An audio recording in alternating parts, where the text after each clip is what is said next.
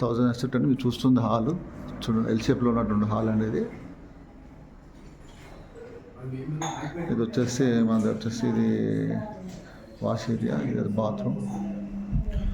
Hall నుంచి వచ్చేసి ఇది రైట్ సైడ్ వస్తే ఇది వచ్చేసి మనకు చిల్డ్రన్ బెడ్రూమ్ అనేది.